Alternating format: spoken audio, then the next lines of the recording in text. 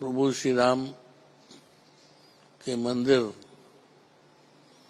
में बहुत बड़ी डकैती हुई है, लूट हुई है और इसमें करोड़ों करोड़ों आस्थावान लोग जो प्रभु श्री राम का दर्शन करते हैं, माथा टेकते हैं, चढ़ावा चढ़ाते हैं और उनकी भावनाओं पर, उनकी आस्था पर ये डाका पड़ा है। ये कोई मामूली मामला नहीं है, ये कोई एक स्टेट से जुड़ा हुआ नहीं है, ये पूरे एक राष्ट्र से या यूं कहिए पूरे वर्ल्ड से जुड़ा हुआ है। क्योंकि डेली अयोध्या में 5 लाख 10 लाख तक के लोग दर्शन करने आते थे, माथा टेकते थे और उसमें बहुत बड़े पैमाने पर ये डकैती पड़ी है। And they are responsible, each and every BJP persons are responsible for this act. इनका रेजिग्नेशन दबाव हुआ है और अगर इनका ओन पे हुआ होता, नैतिकता के आधार पर हुआ होता, जब एसआईटी का गठन हुआ है, एट दैट मोमेंट इनको रिजाइन कर देना चाहिए था, इन्होंने नहीं किया। और he is wholly and solely, he is responsible, 100% he is responsible और सरकार इनको बचा रही है। ये बच नहीं पाएंगे, ये भले बचा में, लेकिन प्रभु श्री राम की नजरों में बच नहीं पाएंगे। They are culprit.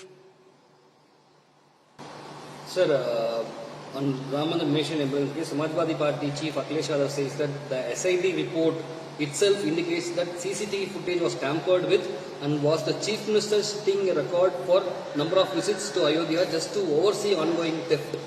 As Chief Minister of our state, Uttar Pradesh, used to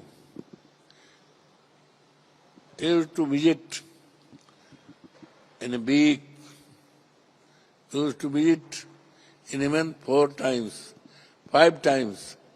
तो ये कहना कि मुख्यमंत्री was not aware of it, ये तो बहुत ही ये ताजुब बात है। आश्चर्य है कि जो चीफ मिनिस्टर महीने में 4 बार जाए और इसकी चोरी के बारे में जानकारी न हो, लूट के बारे में न जानकारी हो, इट इज नॉट पॉसिबल। ये पॉसिबल नहीं है, इनको जानकारी रही होगी, लेकिन ये भी छिपाते रहे।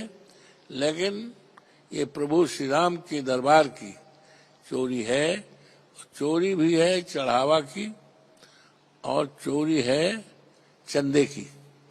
इसमें न जाने कितना सोना, न जाने कितना चांदी, न जाने कितना हीरा जवाहरात, न जाने कितना अमाउंट ऑफ मनी, बहुत करोड़ों करोड़ों, ये करोड़ों करोड़ों लोगों की जो धर्म से जुड़े लोग हैं, उनके आस्था पर चोट है, उनके आस्था पर डकैती है, उनके आस्था पे चोरी है और बहुत बड़ा मामला है। इसको एसआईटी के द्वारा नहीं, बल्कि माननीय उच्चतम न्यायालय, जिसके निर्देश से मंदिर का निर्माण हुआ है, उनके निर्देश से टीम गठित होती और वो टीम पर सरकार का कोई दबाव न होता। इसमें तो सरकार का दबाव है, क्योंकि उसमें कौन है एसआईटी में?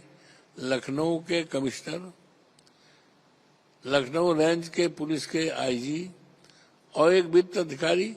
तो ये तो सब सरकार के अंडर हैं, सरकार के दबाव में हैं, इनसे कैसे माना जाएगा? ये बड़ा मामला है, इस बड़े मामले को बड़े माननीय उच्चतम न्यायालय के द्वारा ही इसमें दूध का दूध, पानी का पानी होगा। Ram Mandir was the heart and soul of BJP's agenda and propaganda.